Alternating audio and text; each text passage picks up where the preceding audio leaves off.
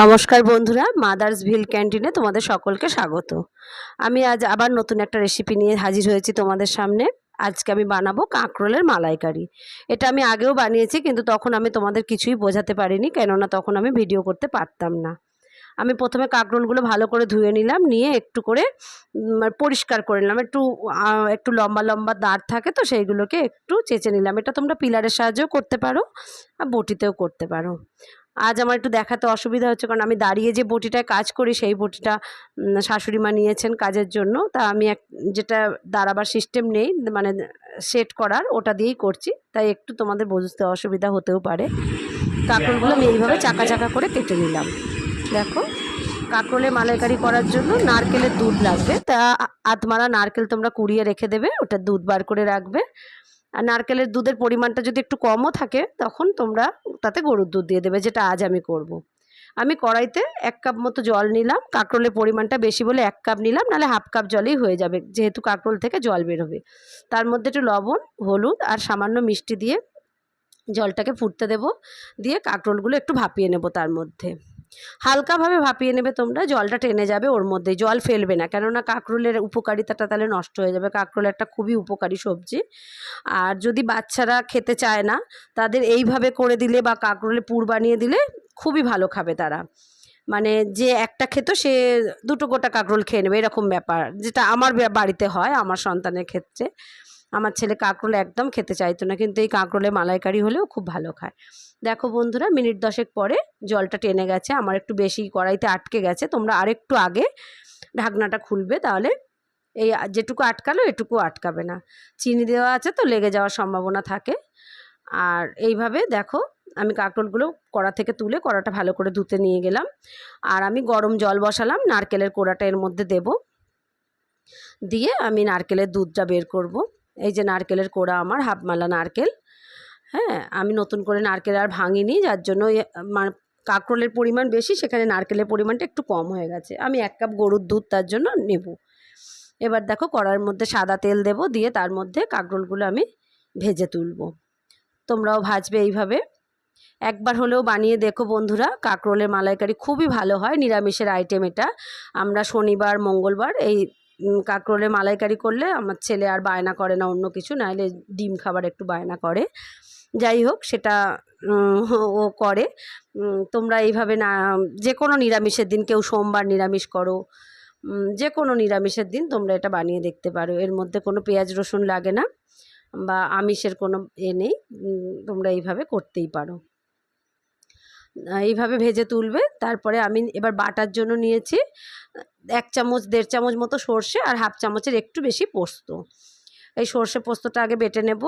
আমি লঙ্কা দিলাম না, এটা একটু মিষ্টি মিষ্টি খেলেই ভালো লাগে, আমি তার জন্য সামান্য একটু গুঁড়ো লঙ্কা দেবো। আর কাঁচা লঙ্কা আর বাটলাম না, কাঁচা লঙ্কার ঝালটা কেমন হবে, হয়তো বেশি হয়ে যাবে, যেহেতু মালাইকারি এটা একটু মিষ্টি মিষ্টি হবেই। আমি এইভাবে পোস্ত সর্ষেটা বেটে নিলাম, নিয়ে এটা লাগাবো রান্নায়। বন্ধুরা, তোমরা তো আমার ভিডিও দেখছো, তোমরা ভিডিওটা একটু শেয়ার করো সবার মধ্যে। আর তোমরা ভিডিওর মধ্যে কমেন্ট করে জানিও রান্না কেমন লাগছে, বা আর কি ধরনের রান্না তোমরা চাইছো দেখতে, একটু জানিও, আমার ভালো লাগবে। আর ভিডিওটা একটুখানি সাবস্ক্রাইব করো চ্যানেলটাকে, আর ভিডিওটা একটু লাইক করো, কমেন্ট করো, আর একটু সবার মধ্যে শেয়ার করে দিও। আমি ওই জলে ভিজানো নারকেলের কুড়াটা মিক্সিতে একটা পাক দিয়ে নিয়েছি, নিয়ে এবার দুধটা তাহলে ভালো বেরিয়ে যাবে। দুধটা বের করে রাখছি নারকেলের। এইভাবে চিপড়ে নেবে তোমরা, এরকম কটনের কাপড় নেবে, তাহলে খুব ভালো নারকেলের দুধ বের হয়। আমি এই ধরনের কাপড় রেখেই দিই নারকেলের দুধ বের করার জন্য। আর কড়াইতে আমি আরেকটু তেল দিলাম, তেলটা খুবই সামান্য ছিল। এবার এর মধ্যে গোটা গরম মশলা ফোড়ন দেব। দারচিনি আর এলাচটাই মেন, এটা দিয়ে দেবে তোমরা, দিলে দেখবে স্বাদটা খুব ভালো হয়, গন্ধটাও খুব সুন্দর বের হয়।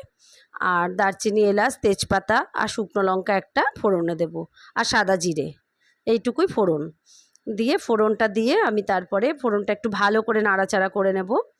শুকনো লঙ্কাটা বেশ মানে পোড়া ভাব এসে যাবে, তবেই আমি ফোড়নটা অন্য কিছু দেব ফোড়নটায়। এবার একটুখানি লঙ্কার গুঁড়ো দিলাম, কাশ্মীরি লঙ্কার গুঁড়ো থাকলে তোমরা এই সময় দিয়ে দেবে একটু। আর একটু আদা বাটা দিলাম। এই লাগলো, এই পর্যন্ত এটুকু দিয়ে একটু নাড়াচাড়া করব, আদার ফ্লেভারটা বেশ বেরিয়ে আসবে। তারপরে দেবো একটু জিরের গুঁড়ো, খুবই সামান্য দিলাম আমি জিরের গুঁড়ো দিয়ে, যেহেতু সর্ষে লঙ্কা দেবো ওই জন্য জিরের গুঁড়োটা আমি হাফ চামচ মতো দিলাম। দিয়ে মশলাটা ভালো করে কষিয়ে নেব। সামান্য হলুদ দেব, লবণ দেব, দিয়ে এবার মশলাটা খুব সুন্দর করে কষাতে থাকবো। মশলা থেকে যখন তেল ছেড়ে আসবে তখনই মশলাটা এবার কষানোটা হবে মনে করব, ততক্ষণ কষতে থাকবো। এইভাবে মশলা কষতে থাকবে তোমরা বন্ধুরা, আর গ্যাসের ফ্লেম মিডিয়াম রাখবে। এই দেখো মশলা সুন্দরভাবে কষা হয়ে গেছে। এবার আমি দিয়ে দেবো সর্ষে পোস্ত বাটাটা। সর্ষে পোস্ত বাটাটা দিয়েও এরকম সামান্য একটুখানি নাড়াচাড়া করব, দিয়ে তারপরে দেবো আমি কাঁকরোলগুলো। এবার আমি যদি জল লাগে এর মধ্যে তোমরা গরম জল ইউজ করবে, ঠান্ডা জল দেবে না। ঠান্ডা জল দিলে স্বাদটা একটু হেরফের হয়ই বটে, গরম জল দিলে স্বাদটা খুব সুন্দর হয়। যে কোনো রান্নায় কষার সময় যদি গরম জল পড়ে খুব ভালো হয়। দেখো বন্ধুরা, আমি 1 কাপ নিয়েছি গরুর দুধ, আর 1 কাপ মতো ওটা নারকেলের দুধটা বেরোবে। কাঁকরোলের পরিমাণটা বেশি বলেই আমার দুধটা লাগলো, নইলে দিয়ে নারকেলের দুধ দিয়ে আমার পুরো রান্নাটা কমপ্লিট হয়ে যেত।